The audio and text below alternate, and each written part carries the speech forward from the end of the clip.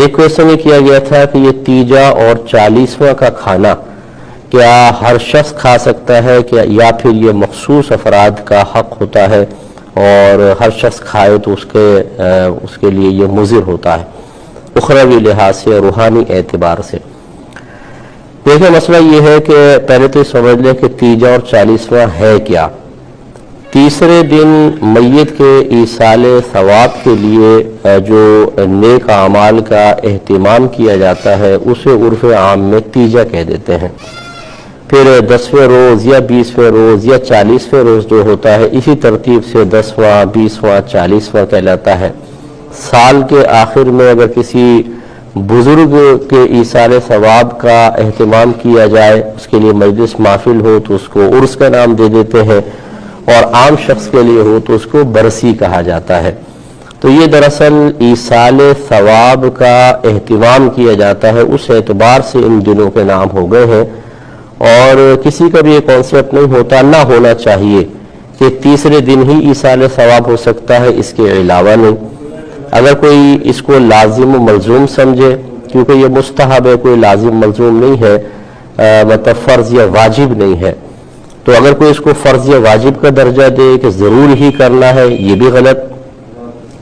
اور اگر کوئی کہے کہ تیسرے دن ہی کرنا ہے یا 10ویں روز آگے پیچھے نہیں ہو سکتا، یہ بھی غلط۔ اگر کوئی صرف لوگوں کی سہولت اور آسانی کے لیے دن مقرر کر کے اس میں ایصال ثواب کا اہتمام کرے تو شریعت اس کو منع نہیں کرتی ہے۔ جیسے ہماری مساجد میں جماعت کے اوقات ہم لوگوں کی آسانی کے لیے ہی مخصوص کرتے ہیں۔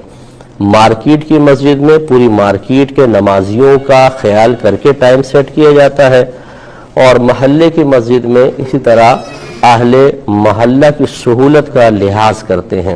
اور کوئی بھی یہ نہیں کہتا کہ آپ نے جو جماعت کے وقت مخصوص کیا، نہ نبی کریم صلی اللہ علیہ وسلم نے وقت مخصوص کیا تھا، نہ صحابہ کرام نے اس کا حکم دیا، تو یہ کوئی معاذ اللہ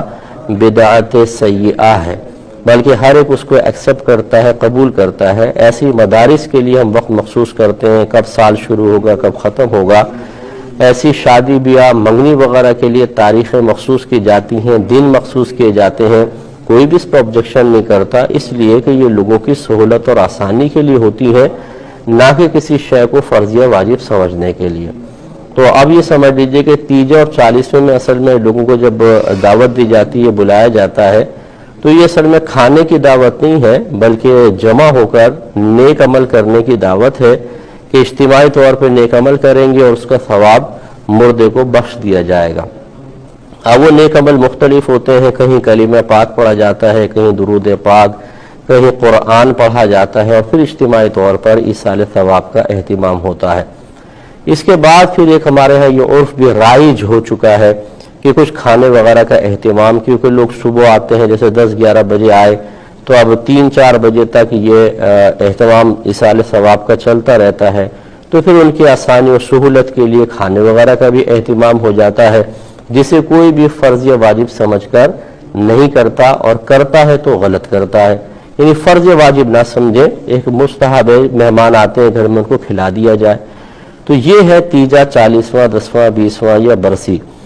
اب یہ کھانا ایک کے لیے کھانا جائز ہے یا نہیں، اس میں اصول یہ ہوتا ہے کہ اگر میزبان اس بات کا صراحتاً اعلان کر دے کہ یہ میں نے صرف غریبوں کے لیے بنایا ہے، تو پھر تو کسی امیر کو کھانا شرعاً جائز نہیں، جس کے بارے میں ہمارے اکابرین نے فرمایا کہ میت کا کھانا کھانے سے دل مردہ ہو جاتا ہے۔ یہ اس کے بارے میں ہے کہ جب مخصوص کر دیا جائے کہ یہ غریبوں کا اہتمام ہے، جیسے آپ یہ دیکھیں کہ بہت سے ویلفیئر والے کھانا کھلاتے ہیں، اور وہ ان کا مقصود یہ ہوتا ہے کہ غریب لوگ جو ہے وہ آ کے کھانا کھائیں۔ وہاں اگر کوئی امیر بیٹھ کر جو صاحب ثروت ہے یا غنی ہے یا غیر محتاج اگر کھانا کھائے گا، تو وہ چونکہ غریب کا حق کھا رہا ہے، اور غریب کا حق کھانے کی وجہ سے لازم بات ہے کہ قلب پہ اثر پڑے گا، اس لیے دل مردہ ہونے کے بارے میں کہا گیا۔ لیکن ہمارے ہاں جو یہ تیجا، 40واں 10واں 20واں برسی یا عرس ہوتا ہے، اس میں کہیں بھی غریب کی تخصیص نہیں ہے۔ اب یہ عرف بدل چکا ہے، برادری کے لوگ آتے ہیں، خاندان کے لوگ آتے ہیں، اہل محلہ آتے ہیں،